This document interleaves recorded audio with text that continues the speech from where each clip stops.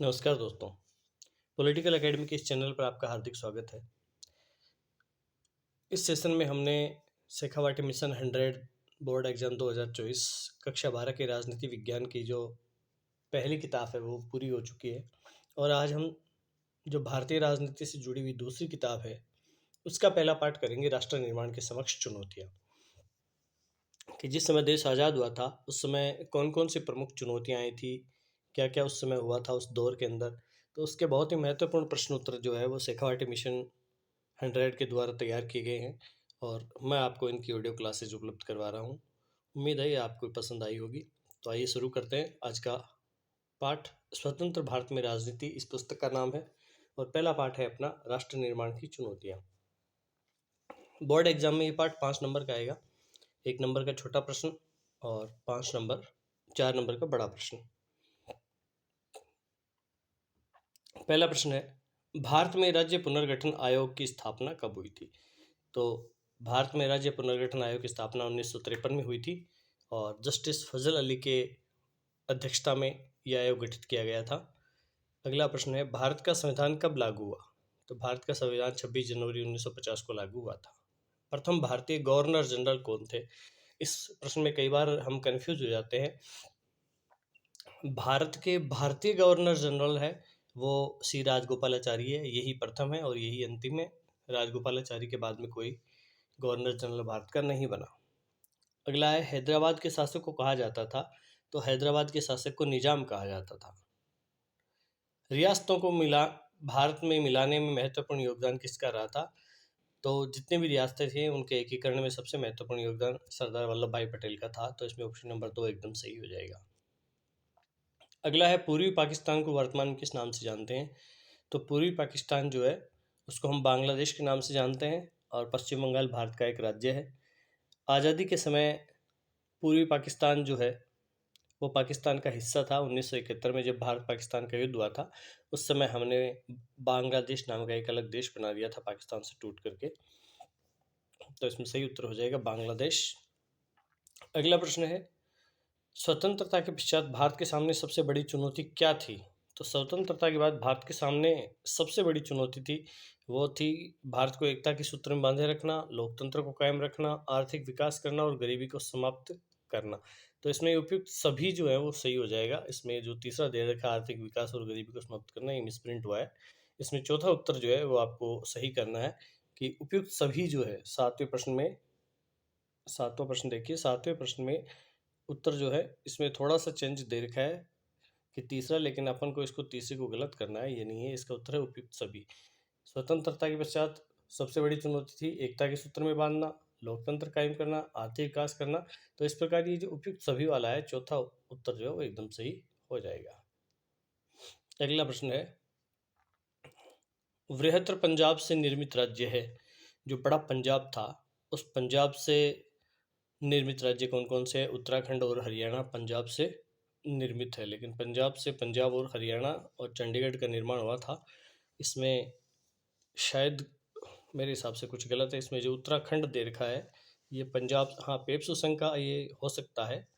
तो हरियाणा और पंजाब और चंडीगढ़ ये तीनों एक ही थे। जो हिंदी भाषी थे उनको हरियाणा बना दिया गया था और पंजाबी भाषियों को पंजाब बना दिया गया था। चंडीगढ़ दोनों की राजधानी रखी गई थी, हरियाणा और पंजाब की, और साथ ही चंडीगढ़ को केंद्र शासित प्रदेश भी रखा गया था। सेंटर का भी उसमें पूरा अधिकार दिया गया था।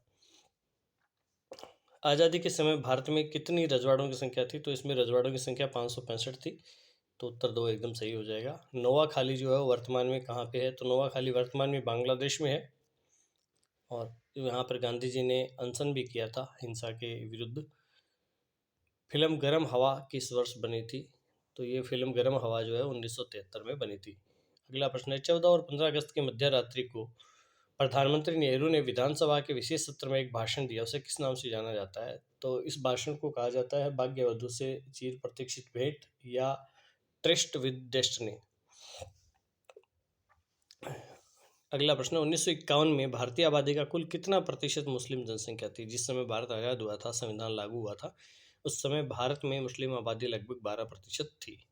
विभाजन पर बनी 2 फिल्मों के नाम बताओ। तो विभाजन जिस समय हुआ था भारत पाकिस्तान का, उस पर 2 फिल्में बनाई गई थी, एक तो गरम हवा और एक पिंजर। विभाजन से सर्वाधिक प्रभावित राज्य बताइए। तो सर्वाधिक प्रभावित एक तो पंजाब हुआ था और एक बंगाल हुआ था। सांप्रदायिक हिंसा के विरोध में महात्मा गांधी ने कहाँ उपवास रखा? तो महात्मा गांधी ने जनवरी 1948 को कोलकाता के अंदर उपवास रखा था। और जिस समय देश में आज़ादी का जश्न मनाया जा रहा था उस समय महात्मा गांधी दिल्ली में या कहीं आज़ादी के जश्न में नहीं थे, बल्कि वो नोआखाली में थे। महात्मा गांधी की हत्या कब हुआ, किसने की? तो महात्मा गांधी की हत्या 30 जनवरी 1948 को नथुराम गोडसे ने की। ये प्रश्न वापस रिपीट हुआ है। स्वतंत्रता के समय कितनी रियासतें थी? 565 थी। अंग्रेजों की भारत के प्रति क्या नीति थी? अंग्रेजों की नीति थी फूट डालो और राज करो। सबसे पहले किस राजा ने अपने आप को स्वतंत्र रखने की घोषणा की थी? त्रावणकोर का जो राजा था उसने अपने आप को स्वतंत्र रखने की घोषणा की थी। अगला है, संविधान सभा में शामिल होने से किस रियासत ने मना कर दिया था? तो भोपाल के नवाब ने भी मना कर दिया था, हैदराबाद वाले ने भी इस प्रकार की कार्रवाई की थी।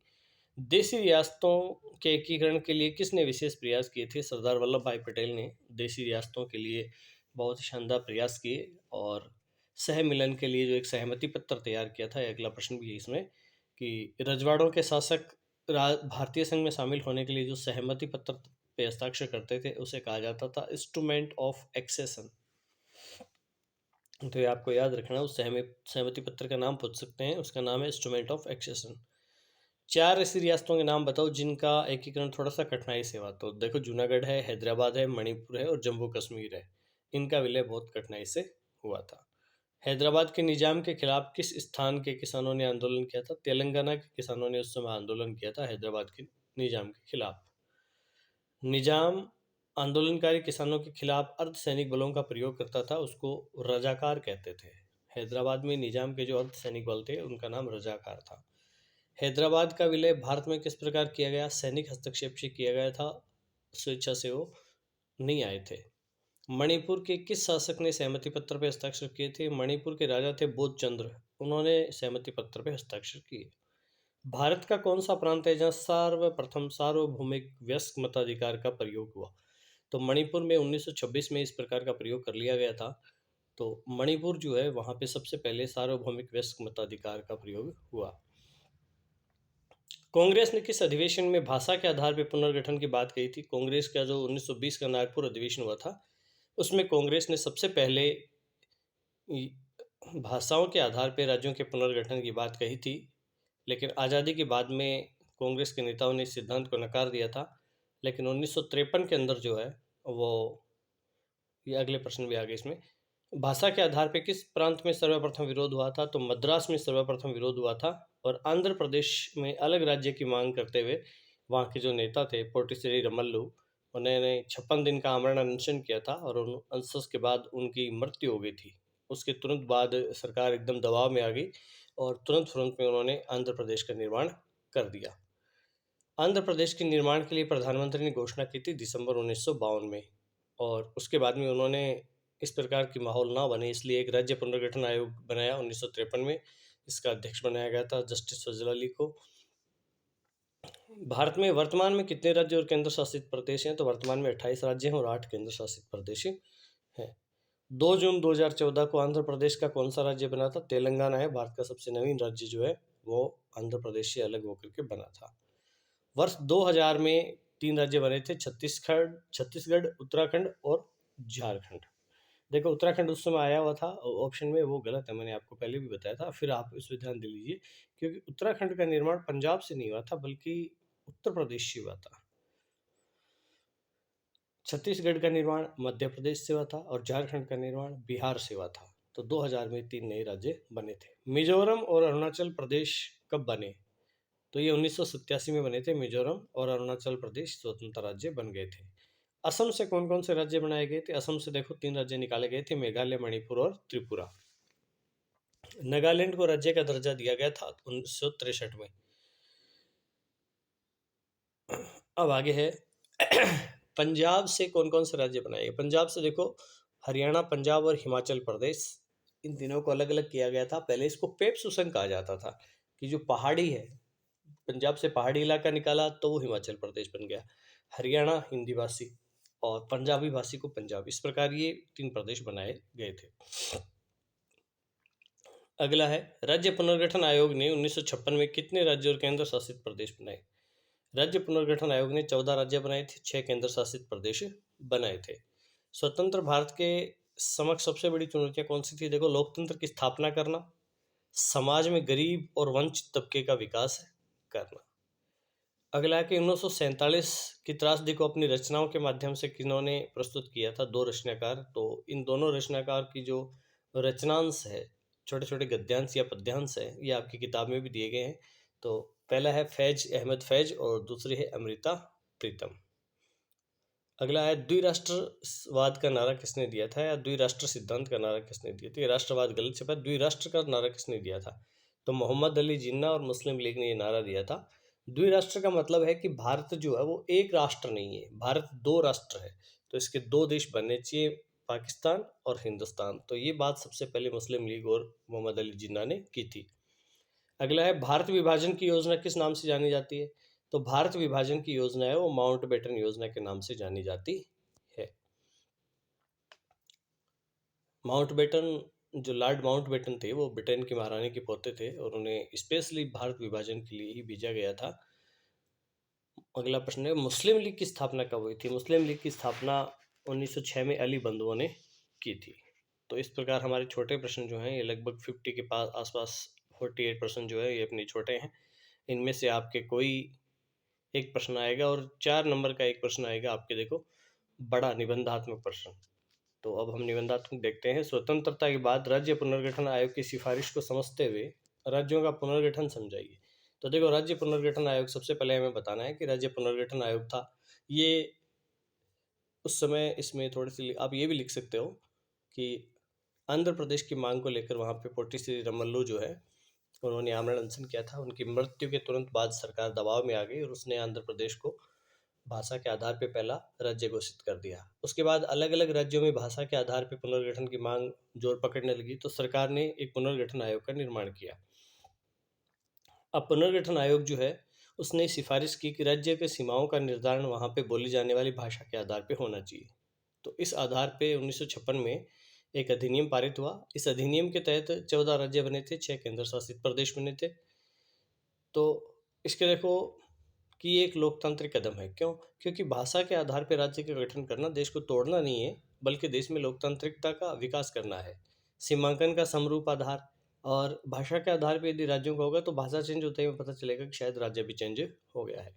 इससे देश की जो एकता है उसको भी बल मिलता है और विभिन्नता के जो सिद्धांत है, स्लॉट बाउल जो कल्चर है, उसके सिद्धांत को स्वीकृति मिलती है कि भाषावार राज्यों के पुनर्गठन से विभिन्नता के सिद्धांत को स्वीकृति मिली हुई है। अगला प्रश्न है, स्वतंत्र भारत के समक्ष कौन सी चुनौतियां थी? तो स्वतंत्र भारत के समक्ष 3 चुनौतियां थी। पहली थी राष्ट्र निर्माण की चुनौती, कि स्वतंत्रता के तुरंत बाद राष्ट्र किस प्रकार से यहाँ पे विभिन्न धर्म, जाति, संस्कृति और भाषा के लोग रहते थे, इनमें एकता कायम करना बहुत बड़ी चुनौती थी। तो ये सबसे बड़ी चुनौती थी उस समय, राष्ट्र की एकता और अखंडता को बनाए रखना। अगला है लोकतंत्र को जीवित बनाए रखना। दूसरी समस्या ये थी कि भारत में कभी लोकतंत्र रहा नहीं, यहाँ पे राजतंत्र या राजाशाही शासन व्यवस्था थी। लोकतंत्र हमने नया नया अपनाया था। तो हमारे सामने सबसे बड़ी दिक्कत ये थी कि हमें संसदीय प्रणाली के साथ में जो भारत का अशिक्षित वर्ग है उसको लेकर के हमें साथ चलना था और लोकतंत्र को बनाए रखना था, एक बहुत बड़ी चुनौती थी। अगला है आर्थिक विकास हेतु रूपरेखा तैयार करना। और हम नए नए आज़ाद हुए थे, हमारे पास संसाधनों की कमी थी, अंग्रेजों ने भारत का बहुत शोषण किया था। तो इस प्रकार हमारे सामने सबसे बड़ी चुनौती ये भी थी कि लोकतंत्र को भी बनाए रखना है और साथ में आर्थिक विकास की रूपरेखा भी तैयार करनी है। इसके लिए हमें गरीबी को दूर करना था और विकसित होना था। अगला प्रश्न है, भारत के बाद एकीकरण को बताइए। तो भारत का जब एकीकरण था उसमें क्या भारत में बहुत सारे 565, देखो सबसे पहले विस्थापन की समस्या आ गई थी, क्योंकि अल्पसंख्यक लोग अपने घरों को छोड़ के दूसरे स्थानों पर जा रहे थे। तो विभाजन की त्रासदी बहुत खतरनाक थी। सभी लोगों के रहने और जीविका यापन करने की व्यवस्था करना सरकार के लिए एक बहुत बड़ी चुनौती थी। और धर्मनिरपेक्ष राज्य की हमने स्थापना की और इस चुनौती से निपटने का प्रयास किया, क्योंकि भारत का जो विभाजन हुआ था वही धर्म के आधार पर हुआ था। फिर यहाँ पे जो रजवाड़े थे, लगभग 565 रजवाड़े थे। तो इन रजवाड़ों में बहुत से रियासतें जो थी वो अपने आप को स्वतंत्र रखना चाहती थी। और जो माउंटबेटन योजना थी उसमें यही था कि आप चाहो तो भारत या पाकिस्तान में मिल सकते हो, चाहो तो स्वतंत्र रह सकते हो। लेकिन सरदार वल्लभ भाई पटेल ने 15 अगस्त 1947 को लगभग सभी रियासतें जिनकी सीमा भारत से लगती थी या भारत में विलय हो चुका था, तो उन सभी रियासतों को मिलाने का प्रयास किया। हैदराबाद, जूनागढ़, कश्मीर, मणिपुर जैसी रियासतों के लिए सरदार वल्लभ भाई पटेल को विशेष प्रयास करने पड़े, उनको थोड़ी सख्ती उनके साथ करनी पड़ी। और तीसरा था भाषा के आधार पे हमने राज्यों का पुनर्गठन किया। 1953 में एक जस्टिस फजल अली आयोग बनाए। इस आयोग ने 1956 में अपनी सिफारिशें दी थी और उस सिफारिशों के आधार पे ही 14 राज्य और 6 केंद्र शासित प्रदेश बनाए थे। अगला प्रश्न है, भारत विभाजन में आने वाली कठिनाइयाँ बताइए। तो भारत विभाजन में बहुत बड़ी कठिनाइयाँ, भारत विभाजन में आने वाली कठिनाइयाँ, देखो मुस्लिम इलाकों का निर्धारण करना बहुत बड़ी समस्या थी, क्योंकि आधे मुसलमान पूर्व में रहते थे, आधे पश्चिम में रहते थे। तो जहाँ मुस्लिम आबादी ज़्यादा थी, लेकिन ऐसा कोई तरीका नहीं था कि पूर्व और पश्चिम को एक कर दिया जाए। दूसरा ये था कि प्रत्येक मुस्लिम बहुल क्षेत्र का पाकिस्तान जाने के लिए राजी नहीं होना। अब कह तो दिया मुसलमानों के लिए पाकिस्तान बनाएंगे, लेकिन सारे मुसलमान पाकिस्तान जाना नहीं चाहते थे। तो इसलिए जो नहीं जाना चाहते थे उनको भी रोकना भारत के लिए चुनौती थी। जैसे खान अब्दुल गफ्फार खां थे, वो द्विराष्ट्र सिद्धांत के खिलाफ थे। अगला है पंजाब और बंगाल के बंटवारे की समस्या। सबसे बड़ी समस्या थी बंगाल और पंजाब, क्योंकि इनमें गैर मुस्लिम आबादी भी थी और मुस्लिम आबादी थी। सबसे ज़्यादा खून खराबा भी इन्हीं प्रांतों में ज़्यादा हुआ।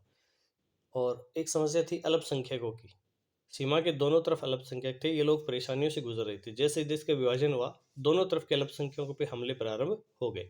आबादी अनियोजित रूप से स्थानांतरित हुई थी, बहुत से लोगों को शरणार्थी बनना पड़ा था। इस प्रकार सिर्फ संपदा, देनदारी का ही बंटवारा नहीं हुआ, बल्कि सामूहिक हिंसा भी दोनों समुदायों के बीच में बहुत ज़्यादा हुई थी। और अगला प्रश्न है, भारत के एकीकरण में पटेल का योगदान बताइए। तो देखिए, स्वतंत्रता से तुरंत पहले ब्रिटिश शासन ने घोषणा की कि अब जो है वो ब्रिटिश प्रभुत्व समाप्त होगा, देसी राज्य स्वतंत्र हो जाएंगे। अब देसी राज्य चाहे तो पाकिस्तान में मिल सकते हैं, चाहे भारत में रह सकते हैं। तो ये फैसला राजाओं को खुद को दिया गया। और इससे सबसे बड़ी समस्या ये होगी कि अखंड भारत का जो सपना था उस पर एक खतरा मंडराने लग गया। लेकिन उस समय हमारे लौह पुरुष जो थे सरदार वल्लभ भाई पटेल, उन्होंने अपनी सूझबूझ से 565 रियासतों को 3 चरणों में उन्होंने समाधान निकाला। पहला निकाला एकीकरण। इसके लिए उन्होंने एक सहमति पत्र तैयार किया। उस सहमति पत्र का नाम था इंस्ट्रूमेंट ऑफ एक्सेशन। इस पे उन्होंने हस्ताक्षर करके कहा कि भाई ये लोग भारत का अंग बनने के लिए सहमत हैं। दूसरा था अधिमिलन पत्र। जैसे जूनागढ़ है, कश्मीर है, हैदराबाद है, उन्होंने स्वेच्छा से शामिल होना स्वीकार नहीं किया, तो उन्हें एक कूटनीतिक तरीके से, रणनीतिक तरीके से भारत में मिलाया। जैसे हैदराबाद को सैनिक कार्रवाई करके मिलाया। कश्मीर के राजा हरी सिंह पर पाक ने आक्रमण कर दिया, तो भारत ने सैनिक सहायता देकर के राजा को मिलाया। और मणिपुर में भारत संघ के विलय के लिए भी उत्तरदायी घटनाओं का वर्णन कीजिए। तो मणिपुर को भारत संघ में मिलाने से कुछ दिन पहले वहाँ के जो राजा थे बोध चंद्र, उन्होंने सहमति पत्र पर हस्ताक्षर कर दिए। उन्हें आश्वासन दिया कि उनकी आंतरिक स्वतंत्रता जो है बरकरार रहेगी। जनमत के दबाव में 48 में राजा ने चुनाव करवाया और इस चुनाव के दौरान मणिपुर की रियासत में संवैधानिक राजतंत्र कायम हुआ। मणिपुर भारत का पहला राज्य है जहाँ पे सार्वभौमिक वयस्क मताधिकार के आधार पर चुनाव हुए थे। मणिपुर की विधानसभा में भारत में विलय के सवाल पर गहरे मतभेद थे। मणिपुर की कांग्रेस चाहती थी कि रियासत को भारत में मिला दिया जाए, जबकि दूसरी राजनीतिक पार्टियां इसके खिलाफ थी। मणिपुर की निर्वाचित विधानसभा से बिना परामर्श किए भारत सरकार ने महाराजा पर दबाव बनाया कि वे भारत संघ में शामिल होने पर हस्ताक्षर कर दें, और सरकार को इसमें सफलता मिल गई। मणिपुर में इस कदम को लेकर कुछ लोगों में नाराजगी भी हुई, लेकिन वर्तमान में सब कुछ सही है। अगला प्रश्न है कि भारत के मानचित्र में निम्न स्थानों को अंकित कीजिए। देखिए, ये पहली बार हुआ है ऐसा कि भारत में अपने पॉलिटिकल साइंस के अंदर 12वीं क्लास में कि पॉलिटिकल साइंस में नक्शे दिए गए। पहले पॉलिटिकल साइंस में नक्शे नहीं आते थे, इस बार नक्शा भी दिया गया है। उससे आपके कम से कम 4 नंबर ज़्यादा एक्स्ट्रा आ जाएंगे, जो बहुत इजी वे में आपको याद हो जाएंगे।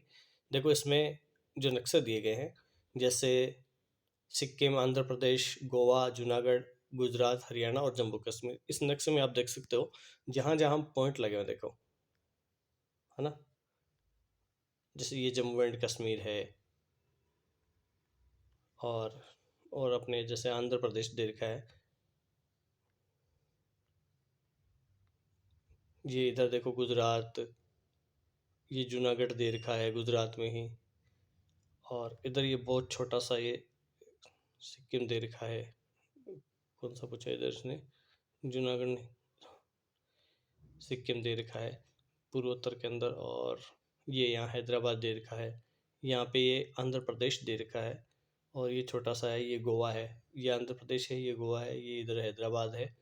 तो इस प्रकार ये नक्शा आपके पेपर में आएगा इस बार। तो आपको नक्शे की थोड़ी सी तैयारी करनी है, इसके 4 नंबर आपको आसानी से मिल जाएंगे। तो आप इस प्रश्न एक बार इस पार्ट को 2 बार 3 बार आप इसको रिवीजन कर सकते हो, और बहुत आसान पार्ट है, बहुत इजी पार्ट है। तो आप इसको 2 या 3 बार रिवीजन करके अच्छे नंबर इसमें ला सकते हो। 5 नंबर का ये पार्ट है। तो उम्मीद करते हैं आपको ये पार्ट पसंद आया होगा। तो बहुत बहुत धन्यवाद।